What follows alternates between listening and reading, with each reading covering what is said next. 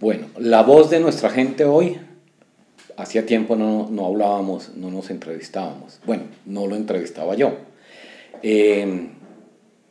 Y hay algo, o mejor, hay muchas cosas que hablar para este programa. Lo primero son dos noticias muy buenas para la juventud. Una son las becas y dos es la libertad de muchísimos jóvenes que han estado saliendo, los que están sindicados de muchos delitos según la Fiscalía por la época del estallido social, ya casi 2 años.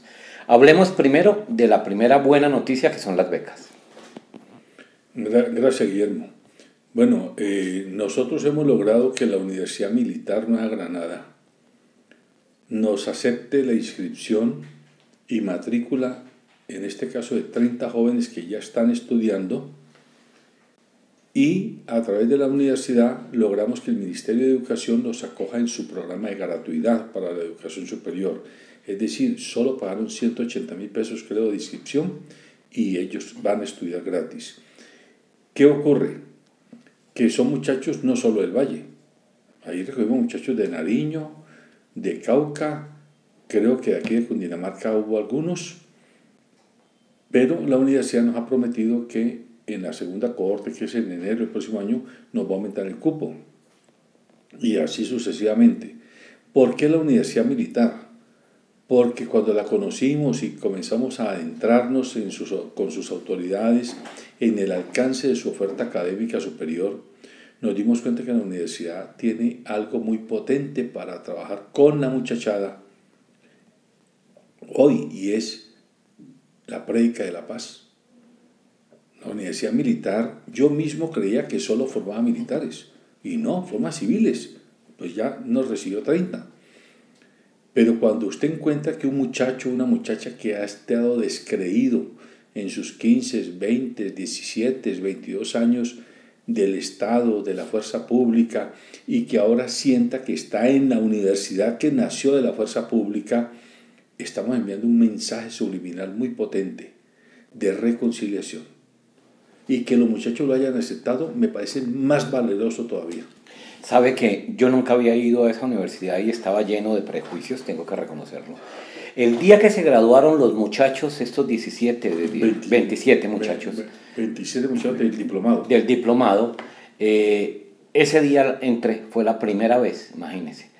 Y cuando yo llego y encuentro en las zonas de comidas que es que hay cooperativas de estudiantes que venden, que tienen sus negocios ahí para vender más barato, que los arriendos de esos locales son muy económicos para que no vendan cara la comida, yo llegué a pensar, esto es en serio, esto es una universidad a escala humana. Ese es el otro país que no muestran ni los medios, ni nosotros los ciudadanos queremos ver, porque nosotros vivimos como enconchados todos o enfocados en la noticia fea, en el escándalo, en el chisme, en todo lo que nos denigra, sí. lo que nos hace creer que de verdad los colombianos y colombianas somos como una especie de raza extraña, que somos indeseables. Y hombre, usted lo acaba de decir, mire, esa universidad que le digo, hasta hoy es la única universidad del Estado que no recibe plata del ministerio. Se lo digo con conocimiento de causa. ¿Y entonces de dónde sacan los recursos? De los recursos de las fuerzas militares, del Ministerio de Defensa. Eso no lo sabe el país. Miren ese tipo de cosas. Y usted va a esa universidad y parece una universidad privada. Sí, es cierto. Es una universidad limpia, bonita, bien dotada. Y uno dice, hola, se ve que aquí hay mano, hay curia.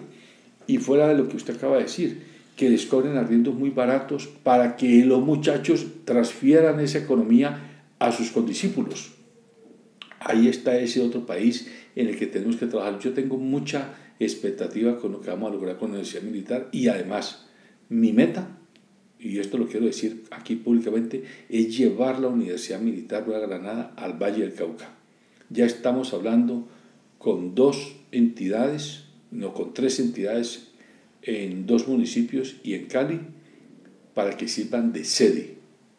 La Universidad Militar está dispuesta a llegar a cualquier parte del país. Lo único que necesita es que alguien le ponga una sede, que puede ser un colegio, que está inutilizado en la tarde y en la noche, o puede ser una empresa que tenga un espacio donde dicta seminarios que se lo sea a la universidad para que dicte 2 o 3 carreras. Es decir, es llevar la universidad donde está la gente y no la gente que tenga que venir a donde están las universidades. O sea, una sede al sur de Bogotá sería perfecta. Claro, y la Universidad Militar entiendo que ya está comenzando a hacer aquí, en Bogotá, acuerdos con la Universidad Nueva América, por ejemplo, que es una universidad cooperativa. Sí.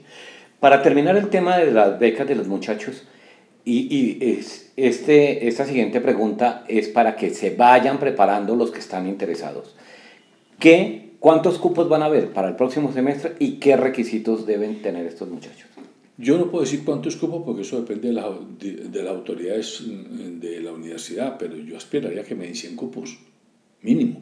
100 cupos. Y estoy buscando cupos en la Universidad Tecnológica de Pereira, en la Pedagógica Nacional, en la UIS de Santander, en la Universidad del Valle, en la Universidad Nacional. Es decir, es que lo que necesitamos es formar la juventud, formar el talento humano. Es que el problema de seguridad en Colombia no se ha entendido, yo creo que ni por los primeros mandatarios. Yo creo que Petro es el primero que le está dando como la categoría de que la educación es algo muy sensible para la identidad nacional, pero yo quiero ir más allá.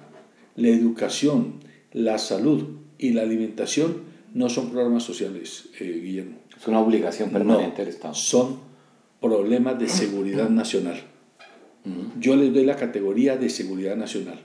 Así como hay que cuidar los mares, hay que cuidar los ríos, hay que cuidar el espacio aéreo, hay que cuidar la niñez y la juventud de un país, porque si usted no los alimenta, pues no van a tener capacidad de estudiar, ni capacidad de trabajar, ni capacidad de ser creativos, ni científicos, ni ingenieros.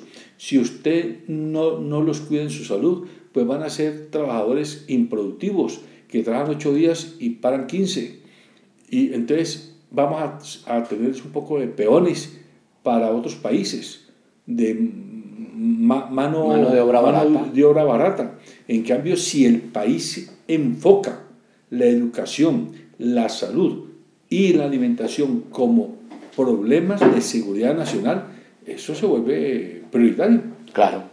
Bien, el segundo tema, que también es una buena noticia y también tiene que ver con la juventud, y es el punto donde hace casi 2 años estuvo el estallido social.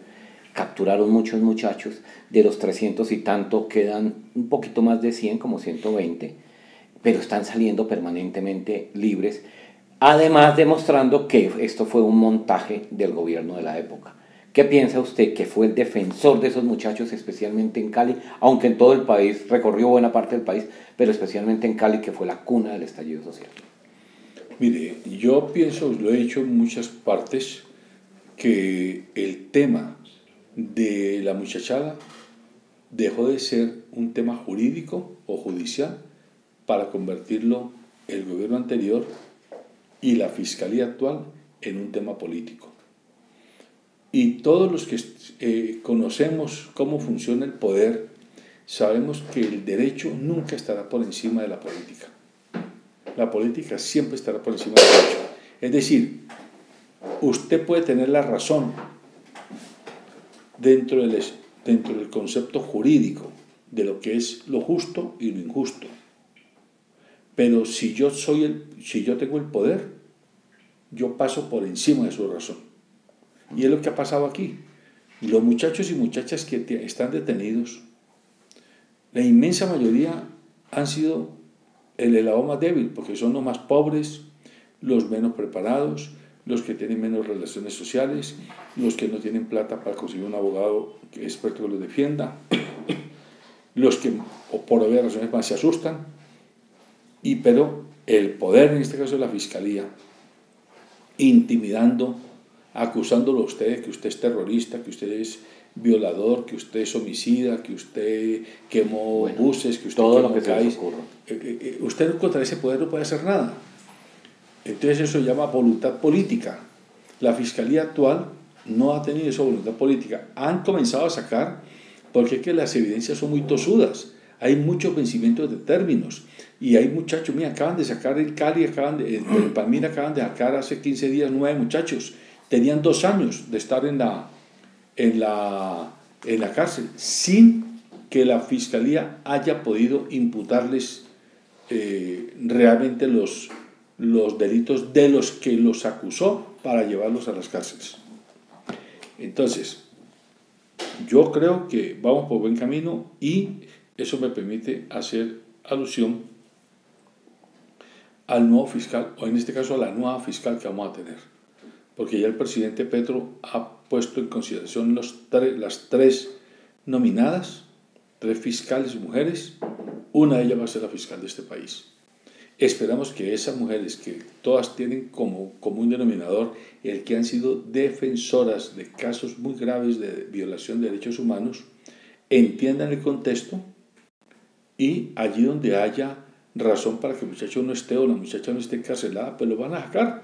Nosotros nunca hemos pedido impunidad. Nadie, ni yo, ni los defensores de derechos humanos que han estado detrás de justicia. Solo justicia, claro. El debido proceso. Ahora esperamos que eso se pueda dar a partir del próximo año. Pero yo quiero también llamar la atención de que aunque lo que más llama hoy, lo que más impacta es que tenemos todavía gente capturada del estallido, no nos podemos olvidar de las familias de los asesinados, más de 80. No nos podemos olvidar de las familias de los desaparecidos, un número indeterminado que unos dicen 300, otros dicen 500 y otros dicen 800. No nos podemos olvidar de las familias y de los lesionados. Tenemos un grupo muy grande de muchachos sin ojos. Perdieron un ojo. Sí, que quedaron inválidos, que quedaron sin movilidad en una pierna o en un brazo, que quedaron sin oído porque les cayeron las aturdidoras en sus oídos. O buena parte de su cara desfigurada. Y tenemos un muy buen grupo de jóvenes y sus familias desarraigados dentro y fuera del país, porque están amenazados, salieron con lo que tenían puesto y se fueron. Entonces, esos casos son los pendientes del estallido social. Y yo me he comprometido a eso le hacemos seguimiento. Yo he estado hablando con el ministro de Justicia, hemos estado hablando con el Ministerio del Interior, hemos estado hablando con la misma Procuraduría. Esto no se puede quedar así, no, porque fue muy grave. Y estos muchachos y muchachas, como los llamé yo en el 21, son los comuneros del siglo XXI. Cierto. Todos estos eventos, incluida la sanción presidencial a la gratuidad de la educación superior en las universidades públicas, ponen al gobierno actual, y ese es el cambio de tema, en una balanza donde a veces está muy bien y a veces se sorprende uno. A un año que ya está a punto de cumplirse del gobierno de Petro, los partidos que conforman el gobierno merecen ser evaluados. Usted, como integrante de toda esa coalición, los puede evaluar, y si es así, ¿cómo los va a evaluar? A ver, su pregunta tiene varias respuestas y varias comprensiones. Yo le respondo desde cómo se la interpreto. El gobierno llegó a la presidencia y a la vicepresidencia con una bancada en el Congreso. Una bancada de 51 congresistas directos, 31 en la Cámara y 21 en el Senado. Todos fuimos electos dentro de una coalición que se llamó Pacto Histórico, o que se llama Pacto Histórico. Pero adicionalmente a ello, se adhirieron a esa coalición la bancada del Partido Comunes, la bancada de la Alianza Verde, la bancada de los CITREP, que son las comunidades de víctimas, y inician esos 3 que eran como los más afines, pero también se adhirieron a una gran coalición política, el Partido Liberal, el Partido de la U, el Partido Conservador. Entonces el gobierno comenzó con mayorías parlamentarias en las dos cámaras, en representantes y en Senado. Pero esa mayoría que creíamos nosotros iba a durar un año, no duró un año. Duró, ¿qué? Como 8 meses, más o menos. Un poquito menos. Sí. Y allí comenzaron las dificultades. Ahora, el gobierno no podía, desde sus orígenes, gobernar solo con la bancada, digámoslo, que lo respaldó a él. No. El gobierno necesita una coalición. Estamos ante ese problema. La bancada del pacto histórico es en número insuficiente para lograr la votación. En experiencia es insuficiente para manejar una pelea política por ganar o no un proyecto de ley, una reforma que no es tan fácil como uno cree. Uno visto desde fuera dice, no, esos están peleando allá cada uno por su interés. No, no crea. Ahí hay intereses, pero también hay ideología, pero también hay mucho de convicciones muy arraigadas. Hay disciplina de partidos también muy fuertes. Durísimas. ¿Sí? Entonces hay una cantidad de factores. Y hay dictaduras de partidos. Y hay dictaduras de partidos. Entonces es muy difícil lograr. Hay que tener el palito del director de orquesta, ¿cómo se llama? La batuta. La batuta del director de orquesta, que tiene que saberla mover para que es mejor el escalpelo del cirujano. Exactamente. Si tiene que ser milimétrico. Porque si no, un movimiento mal dado te desbarata una coalición. Tú puedes tener un acuerdo hoy a las 9 de la mañana para que votemos a la 1 de la tarde en cierto sentido. Y a las 12 del día ese acuerdo puede ser roto. Y tan roto está que el gobierno perdió cosas muy importantes. Perdió la presidencia del Senado, perdió la presidencia de la Comisión Primera del Senado, perdió la presidencia de la Comisión Quinta de la Cámara. Eso demuestra algo de debilidad y preocupa. ¿Usted qué piensa? Sí, no hay que dudar de que el momento político para el tránsito de los proyectos de ley no es el mejor. Estamos en una situación muy compleja. Además, el gobierno mismo está asediado por la gran prensa que no lo quieren dejar respirar. Y yo ahí tengo que decirle que le contesto como periodista, con la interpretación del periodista. Yo me quedo aterrado. Miren, esta mañana yo escuchaba varias emisoras, todas, el guión era Nicolás Petro. Todas. Ese era el tema. El gran robo del petróleo se olvidó. Allá voy. El gran robo del petróleo se olvidó. Pero vámonos para atrás. El abudineamiento que tuvo el país en el gobierno anterior se olvidó. Ahorita lo del hijo el candidato presidencial del uribismo en el 2014 y su hijo. Odebrecht. Más Odebrecht, más, o sea, de la plata que entró de Zuluaga a la campaña Pero Zuluaga. También vámonos a Locar Paz.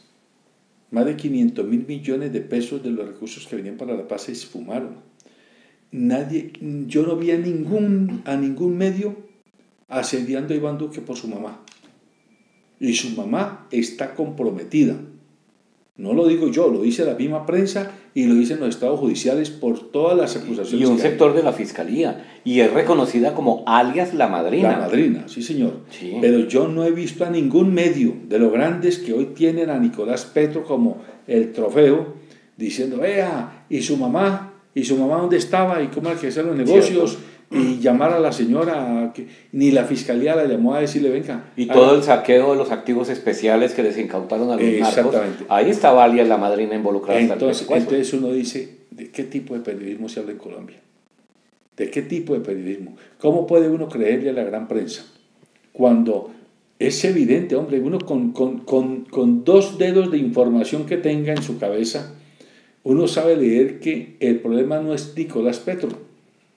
El problema es cómo le damos en la tusta a Petro, presidente, cómo le deslegitimamos su presencia, su discurso político. Yo no soy defensor de oficio del presidente, lo aclaro, y él lo sabe, porque desde el primer día que hicimos el acuerdo para que yo llegara como cabeza de lista de la Cámara del Valle al Congreso, yo le dije, Yo voy a representar la ciudadanía, los empresarios, MIPYMES y la muchachada.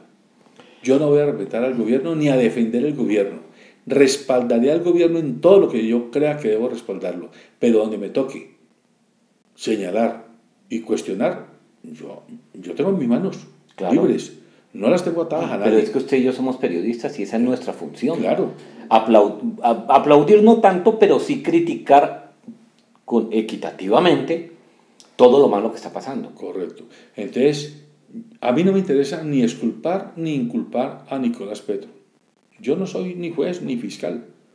Él solito se defenderá. Que robó, que cogió platas, que hizo malos negocios, mire, que lo diga la verdad procesal.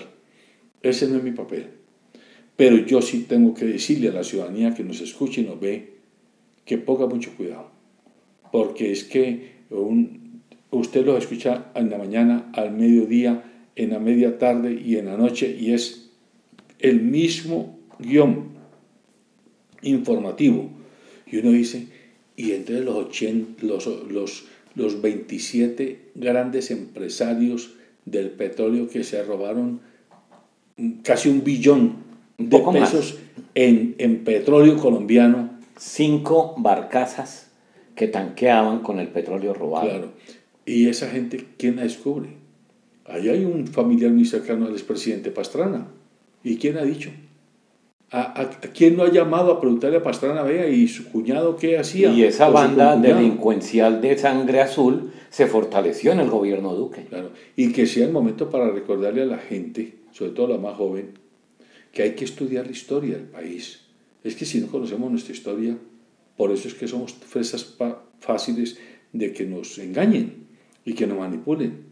Colombia no fue libertada.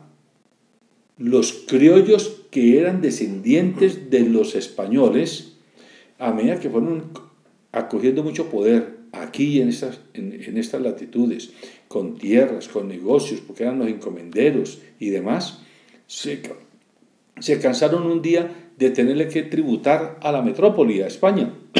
Y entonces, ¿qué hicieron?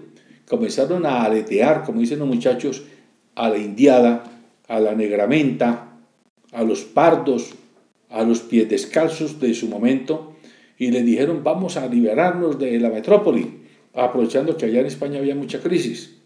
Pero lo que hicieron fue utilizar a mucho campesino, a mucho negro, a mucha gente desarrapada en el llamado Ejército Libertador. Pero cuando se ganaron las guerras de independencia, los que se quedaron con el triunfo, con la tierra y con el poder, fueron los generales que representaban esas familias de criollos ilustres, de las que hoy descienden los que hoy todavía siguen ejerciendo el poder en Colombia. Eso hay que decirlo con todas sus letras. Pero además hay algo que es mucho más grave, y es que esa gente, con todo el poder que tuvo en el momento de la expulsión de los españoles, comenzaron a formar sus grupos de la muerte para matar al campesino pobre que tenía una mini parcelita, y un minifundio, y robarle esa tierra. Claro. Y fue así comenzó el saqueo de las tierras, y empezó aún con los españoles aquí, aún en las guerras independentistas, y vino todo ese desarraigo de esas tierras, y ahí comenzó el saqueo real de todo eso. Y todas esas leyendas de que nos contaban los abuelos, de la pata sola, el monje sin cabeza, era la forma de leyenda para justificar el asesinato de todos esos campesinos humildes. Y yo ahí quiero reivindicar a un pueblo de Colombia, a los nariñenses. Yo sí creo que los nariñenses, que han tenido muy mala prensa histórica, Cierto, que eran los realistas, que eran los esquiroles, que eran los vendidos, los traidores de la independencia, no señor. Eran los que tenían más claro lo que estaba pasando.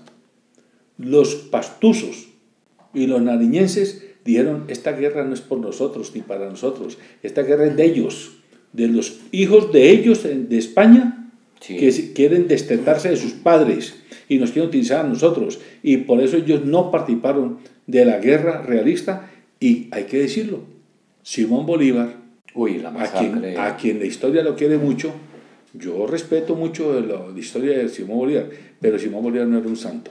Y la masacre en Nariño fue brutal. Exactamente. Y fue un 24 de diciembre. Y fue un 24 de Y diciembre. la orden que se dio es: violan a todas las mujeres y matan a todos los niños. Así es. O sea que nosotros somos un país parido en el dolor de la violación desde los orígenes de la República. Por eso es que aquí en Colombia hablar de paz total, eso es casi que una ofensa. Porque aquí, desde las guerras de independencia hasta hoy, nos han enseñado, desde nuestros tatarabuelos, pasando por los tatarabuelos, los bisabuelos, los abuelos y demás, que esto es a sangre y fuego todo, y es el que más imponga, y el que más armas tenga, y el que más pueda arrinconar al otro. Y hay algo que todavía, que pocas personas hablan de Bolívar, y es la traición histórica a la raza negra. Claro. Y él sale derrotado de Cartagena, huye a Haití. En Haití estaba el ejército que había derrotado, fue el país que derrotó el ejército más poderoso de esa época.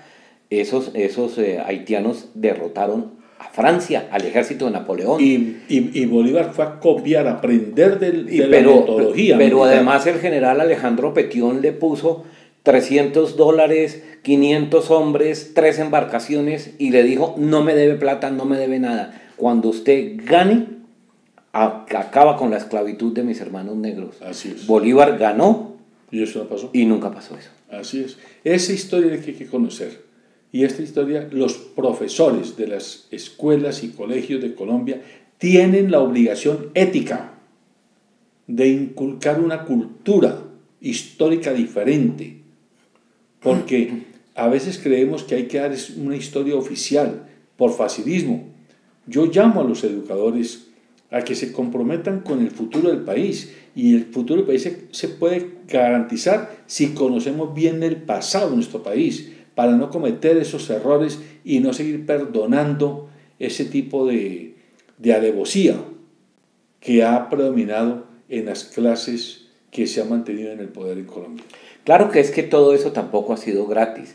Eso hace parte de una gran sinfonía milimétricamente escrita. Y el gobierno Uribe prohibió las cátedras de historia y de geografía en los colegios. Sí. Y ahí se desbarajustó todo el proceso educativo. Por supuesto, por eso los muchachos hoy, ya muchos ni siquiera saben quién fue Simón Bolívar. Sí. ¿Sí? Entonces, por supuesto que toda esa historia se está perdiendo. Si no se aprueba toda esta reforma educativa que propone el gobierno del cambio, pues por supuesto que eso finalmente se terminará perdiendo. Así es. Bueno, pero nos desviamos impresionantemente del tema. Y ya que nos desviamos, permítame un desvío, otro más.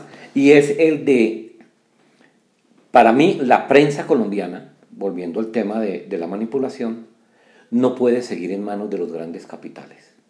La prensa colombiana, o de pronto de los grandes capitales, sí, pero nunca que sea parte del pool de empresas de los grandes empresarios.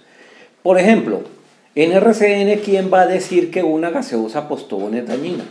Nadie, es el mismo dueño, ¿sí? Lo mismo sucede en Caracol con todas las empresas que tiene. Entonces nadie puede tocar los temas de los grandes emporios económicos. Los medios de comunicación en Colombia no son autónomos, deberían serlo. Pueden ser de la derecha, de la izquierda, de los que quieran, eso no vale la pena entrar a discutirlo, pero sí de la autonomía. Esa es mi opinión. Sí, yo coincido con usted. Lo que pasa es que es un tema muy complejo, porque finalmente el que pone el oro, pone el oro, se dice, ¿no? Entonces pone las condiciones. A mí se me ocurre que lo ideal, aunque desgraciadamente uno ya lo ve en muchos países, por ejemplo en Europa, que ha sido un continente que por lo menos en el último siglo, después de las 2 guerras, intentó abrirse a un concepto de democracia más genuino. Los medios han ido retrocediendo. Esos medios como Le Monde Diplomatique, como el propio País de España, La Vanguardia, Le Figaro, el Observatorio Romano,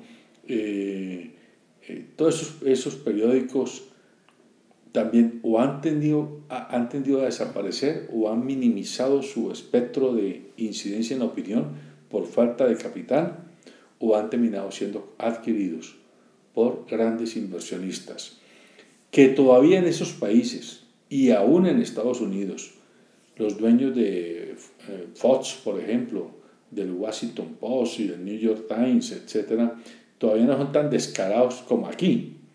Pero allá, digamos lo que ya los directores son puestos por Fox llegó al límite en Trump, claro. Pero lo que quiero decir es que sería ideal es que los grandes inversionistas se volvieran mecenas del periodismo, sea el de ellos, el de sus intereses ideológicos, pero que por ley no puedan ellos tener injerencia en la línea editorial. Eso es muy difícil en la práctica, pero hay que intentar insistir en eso.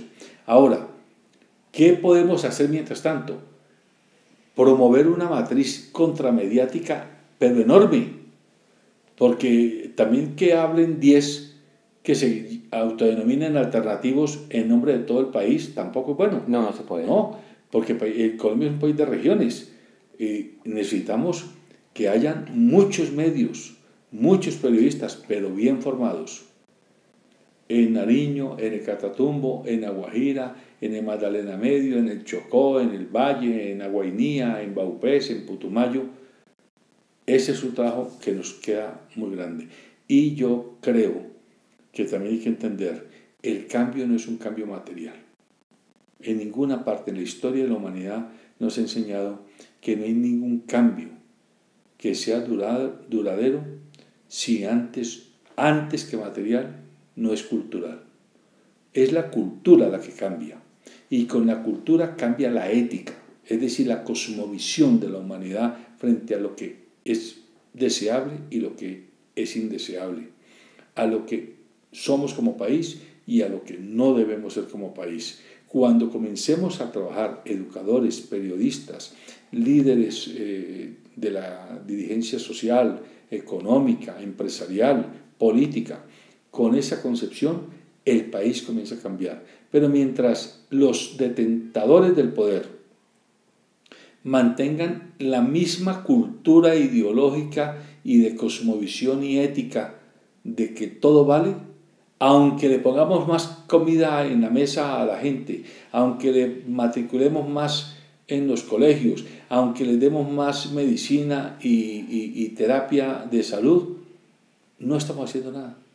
Pues es como si nos trataran como ganado de engorde, ganado humano de engorde, pero no están cultivando el espíritu, no nos están cultivando la esencia de lo que somos como seres humanos, que es la dignidad.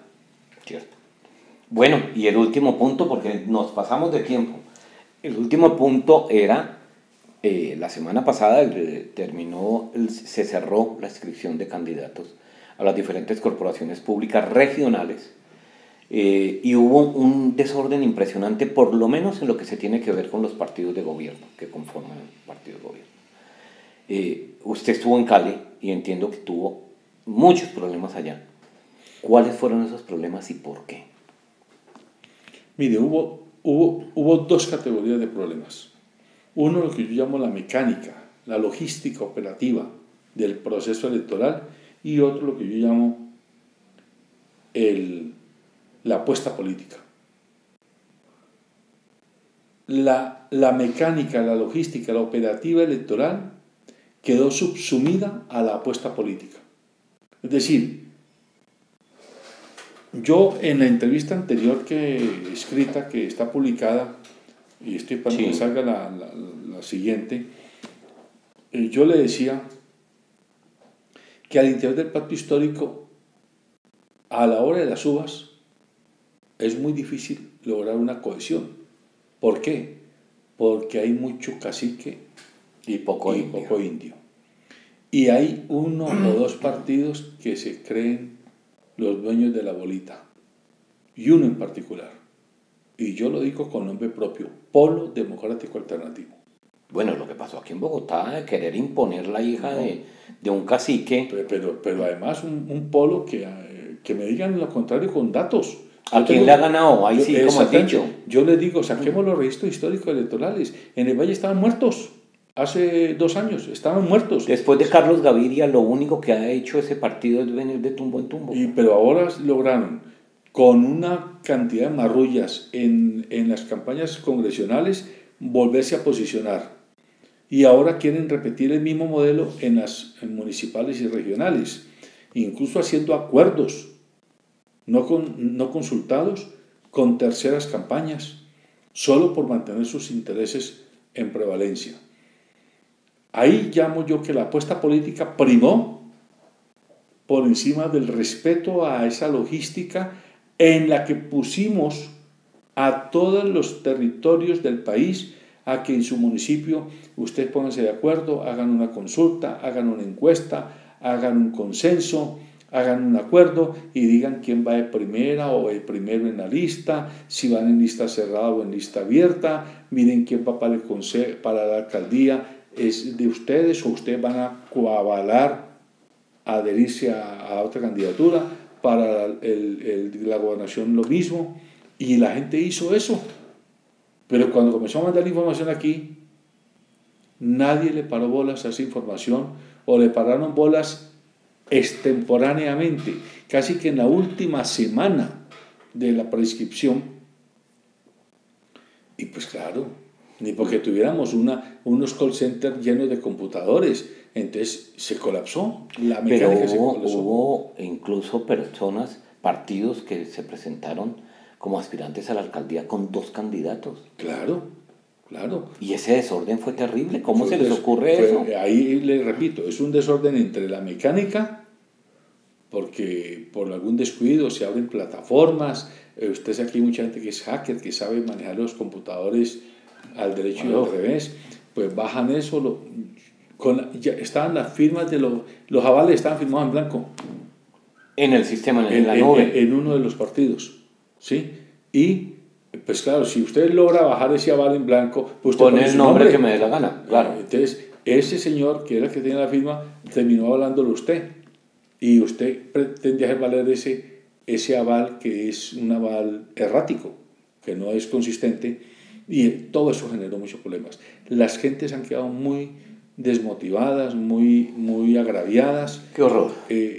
Yo tengo que reconocerle que en esta semana que estaba aquí en Bogotá, he estado hablando con directivos, en este caso el Partido Colombia Humana, que es el partido por el que yo llegué al Congreso.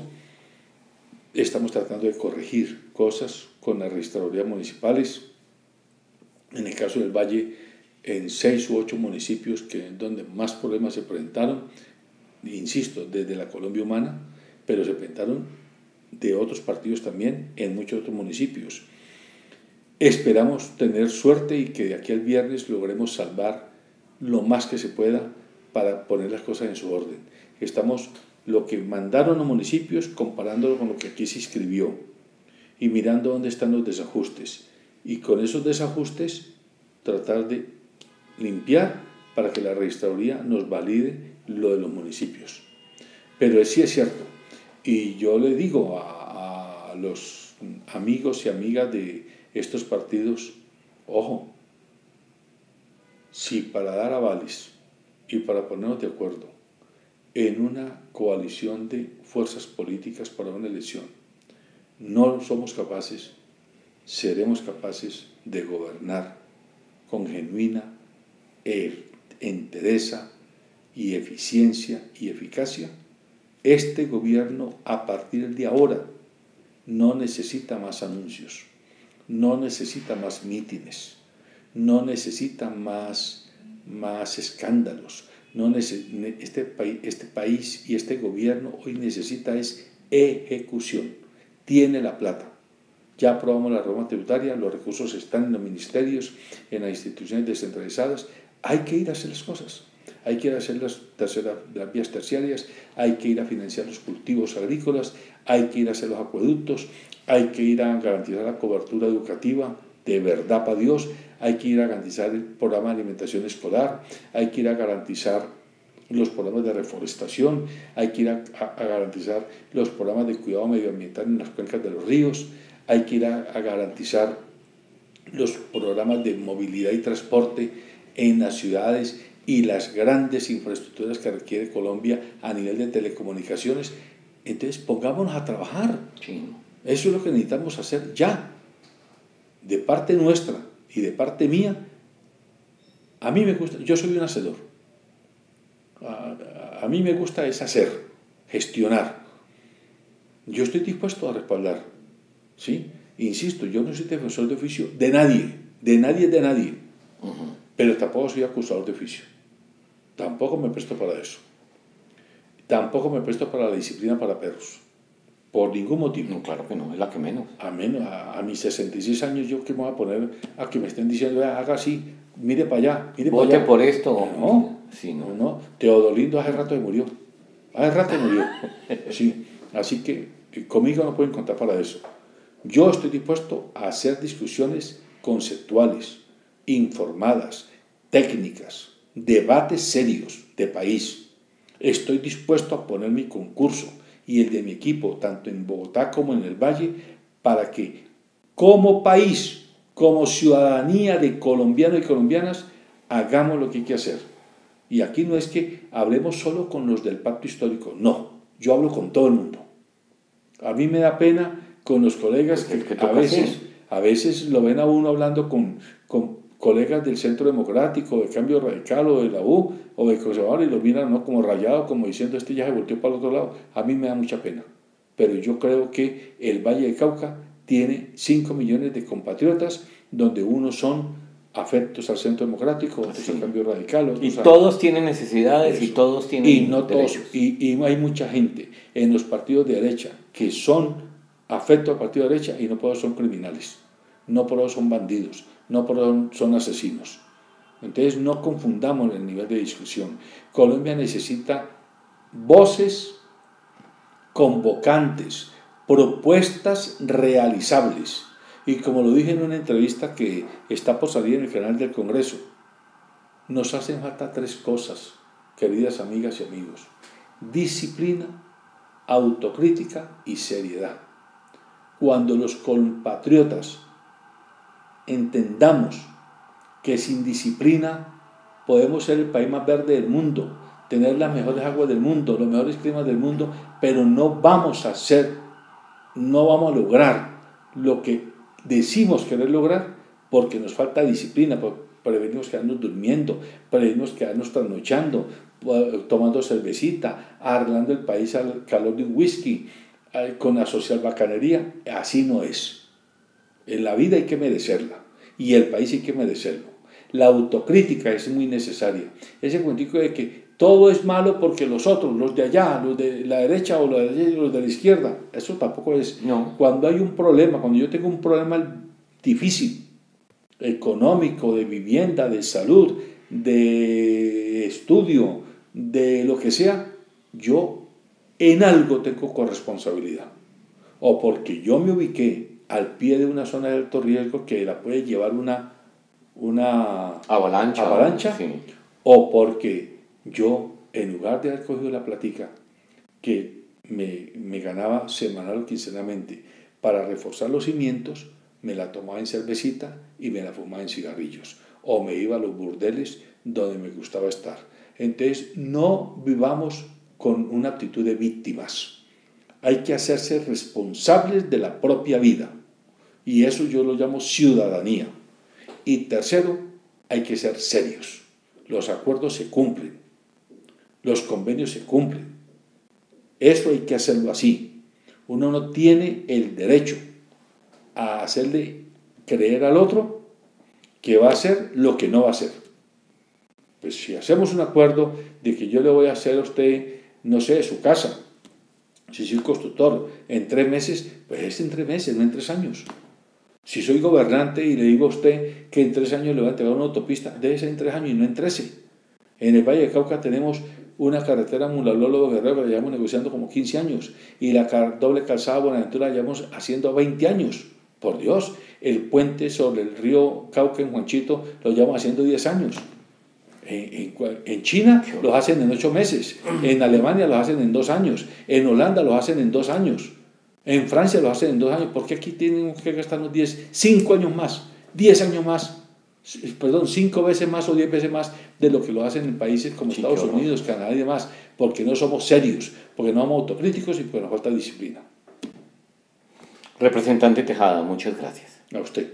Bueno, y a todos los que nos vieron hoy, ojalá el programa les haya gustado. Nos vemos dentro de 8 días.